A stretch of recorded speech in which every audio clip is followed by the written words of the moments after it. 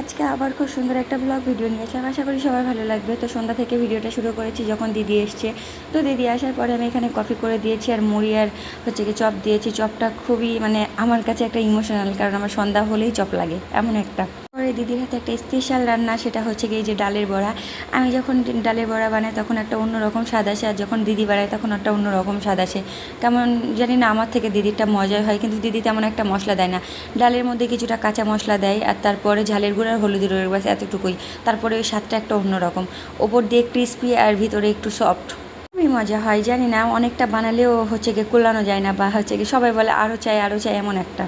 যারা আমার ভিডিও নতুন দেখছেন তারা আমার পেজটা ফলো করে দেবেন, আর ইউটিউব থেকে দেখলে ইউটিউবটা সাবস্ক্রাইব করে দেবেন। ইউটিউব চ্যানেল আমি কমেন্ট বক্সে দিয়ে দেবো। আর যারা আমার ভিডিও রেগুলার দেখেন তাদেরকে বলছি তারা অবশ্যই পেজটা ফলো না করে থাকলে পেজটা ফলো করে দিবেন, আর ইউটিউব চ্যানেল থেকে দেখলে সাবস্ক্রাইব করবেন, বারবার করে বলছি।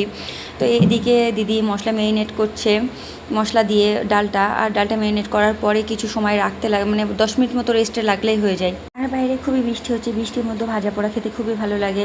আর বৃষ্টি হলে কেন জানি না আমার ভাত একদমই ভালো লাগে, মনে হয় কিছু ভাজা পোড়া আর হচ্ছে গিয়ে রুটি বা লুচি দিয়ে মাংস হলেই অন্যরকম একটা স্বাদ চলে আসে। আর আমার ভাত খেতে একদমই ভালো লাগে না। তো যেহেতু আজকে বৃষ্টি হচ্ছে, দিদিকে আসতে বলেছিলাম, দিদিও এসছে। তো এখানে ডালের বড়া, দিদির হাতে ডালের বড়া হবে, আর আমি এখানে chicken fry, fish fry, chicken কষা আর রুটি বানাবো।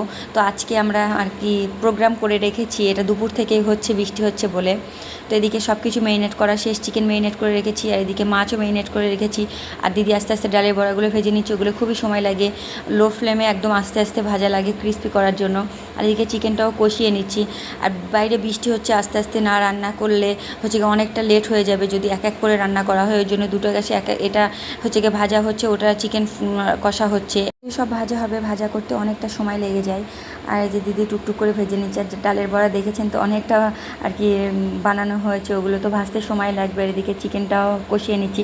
চিকেনটা আমার হাজব্যান্ড কষাচ্ছে, চিকেন আমার হাজব্যান্ড কষালে অনেকটা মজা লাগে, ওর রান্নার একটু স্টাইল আলাদা, সবসময় তো করে না, খুব মাঝে মধ্যে করে আর কি অল্প।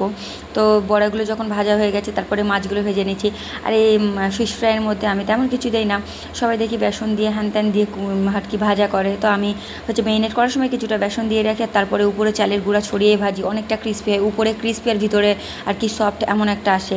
দাদা খাচ্ছিল আর বলছে যে কেমন খাচ্ছি, আর মনে হচ্ছে বিয়েবাড়ি খাচ্ছি এমন একটা ফিল হচ্ছে। যেহেতু সব কিছু আর কি ভাজা পোড়া, তো বিয়েবাড়ি হচ্ছে কি ফিশ ফ্রাই, চিকেন ফ্রাই বলেন, এগুলো তো বিয়েবাড়ি সাধারণত আমরা গেলেই খাই। তো ওই জন্য দাদা আর কি মজা করে বলছিল, আর সব কিছু অনেকটাই মজা হয়েছে। চিকেন ফ্রাই বলেন, ফিশ ফ্রাই বলেন, আর বড়া বলেন, সব কিছু ইয়ামিয়ে ছিল। এদিকে দিদিও খাচ্ছিল, বাচ্চাগুলো তো হচ্ছে ভাজা পোড়া এত খাওয়া ভালো না, তারপরে ওদের এগুলোই ভালো লাগছিলো। যেহেতু বৃষ্টি হচ্ছে, গরম গরম মজাই লাগছিল। তো তারপর এদিকে রাত হয়ে গিয়েছে, এদিকে আমি গরম গরম রুটি করেছিলাম, অল্প করে ভাত করেছিলাম, আর চিকেন কষা। তো আজকে হচ্ছে কি এগুলোই আমাদের প্ল্যান করা ছিল, যে চিকেন কষা আর রাত্রে রুটি খাওয়া হবে, আর সন্ধ্যাবেলা ওগুলো খাওয়া হবে। তো আজকের ভিডিও এই পর্যন্ত, আশা করি সবার ভালো লেগেছে। আর ভালো লাগলে লাইক কমেন্ট শেয়ার করতে ভুলবে না। আল্লাহ হাফেজ।